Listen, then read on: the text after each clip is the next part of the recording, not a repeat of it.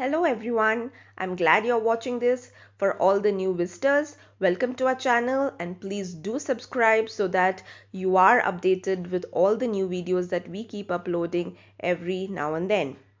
Today's lesson is lesson number 3 of the English grammar series that we began last week.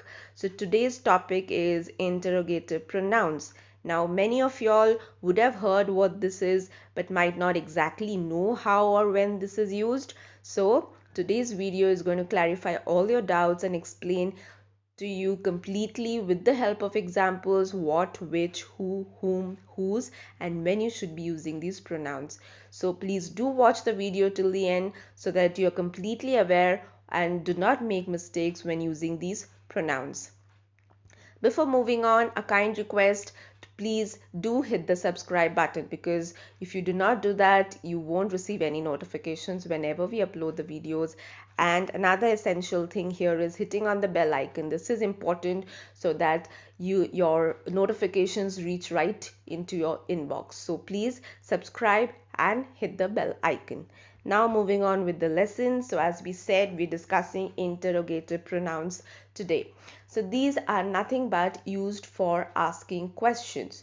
So sometimes when you do not know what the answer exactly is supposed to be, or you're not sure of what question you're framing or what kind of answer is to be expected, then you make use of interrogative pronouns. So interrogative pronouns are basically what, which, who, whom, and whose. So we'll look at the use of each of these, in what kind of cases you can use them, along with examples.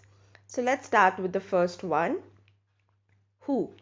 So who is basically used for people, that is when the people tend to be the subject of a verb. So if you ask a question, then the answer would be framed around a subject, or the person would be treated as the subject. So for example, we have who loves chocolates. So in this case we have the question word who's being treated as the subject along with the verb loves. So the answer expected here is a person's name or somebody being referred to who would be treated as the subject. So here the use of who is appropriate.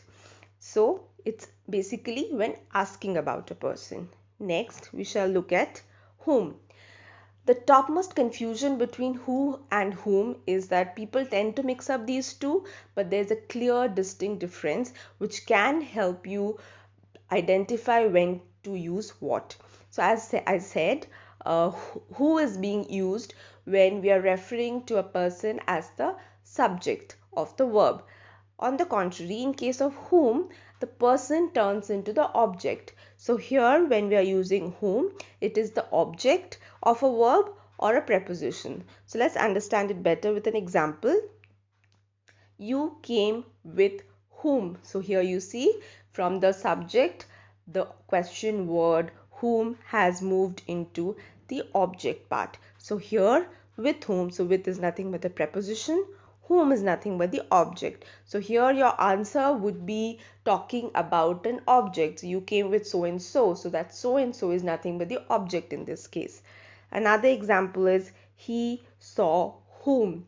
So in this case, again the verb is being used with the object word whom here. So basically we're asking about a person or a name. So whom did you ask? So here again it is like an object here, because that's how you'll get your answer. Moving on to the next one, whose. So ideally whose is used to inform the person about possession or ownership. Say whose is something, or which particular thing belongs to somebody. So in these cases you frame a question making use of the word whose. So we'll understand it better with an example. Whose is this wallet? So we are talking about a possession or an ownership, that so and so owns this particular wallet. So you ask whose. Whose is ideally also used as, say, whose mother works as a teacher. So you're giving a particular phrase here, the so and so's mother is working as a teacher. So whose, here you're kind of identifying the person who's owning something or has a possession of something, or the phrase or the main intent of the phrase is being linked to the term who's here. So the ideal case is here about inquiry with regard to possession or ownership. Next is the use of what. So what is quite a common term and that we use plenty of times in our daily life. So what is ideally used for animals and things. So for instance, what is that? Or what is your age? So this is a common term that is ideally used for general information. That is, whenever you want to seek some sort of general information, you frame a question with the question word what.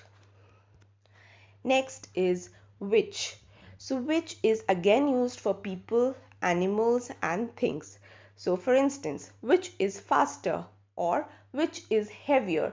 So if you observe, when we are framing questions with which, we give choices, as in we give a person to choose among say between two things or among more than 3-4 things. So there's a limited group of things that a person needs to choose from, or we can say that we give them a limited choice. So for example, we have iced tea and cold coffee. Which would you like? So you see the question framed makes use of the word which, but the previous part of the sentence involves two things here: iced tea and cold coffee. So you see there's a limited choice given. There's choice between these two things, and the person at the receiving end of the question is actually being asked to choose between these two things. So this is the ideal scenario where you make use of the term which.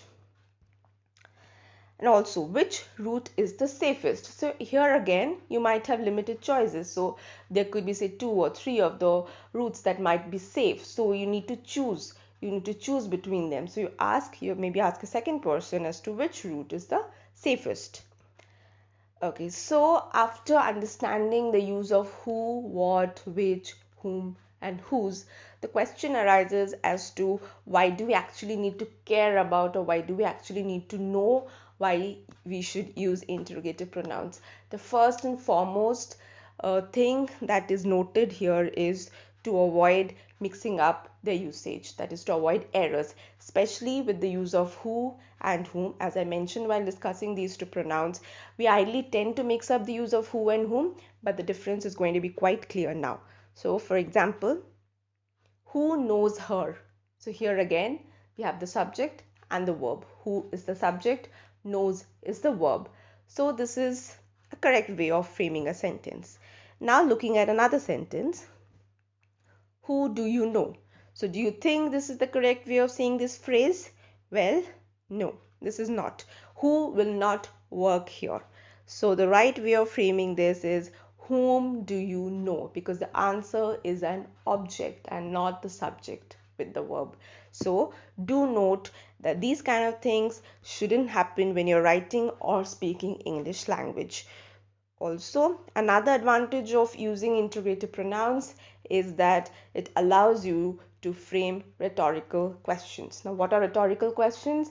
These are questions which actually do not have answers, or for which answers are not expected. These kind of questions are ideally used for emphasis, or which are actually self-evident, or you might introduce a new idea through the use of a rhetorical question. We'll understand with an example. Jack, have you any idea what time it is? So this is kind of a rhetorical question that somebody is surprised or shocked or upset that Jack has arrived so late or is not on time, is not punctual. So you frame a rhetorical question for the purpose of emphasis, and you ask, Jack, have you any idea what time it is?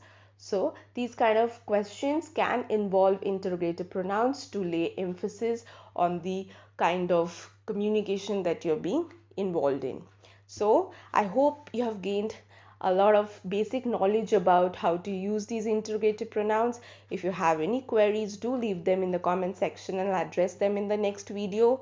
So hope you found it informative. Please do hit on the like button if you love the content, and also share with your friends and family. And finally, thank you for watching. But again, please subscribe, hit the bell icon. Do not miss out on doing that. If you haven't done that already, do it right now. And finally, thank you for watching. Let's meet in our next video. Thank you for now. Bye bye.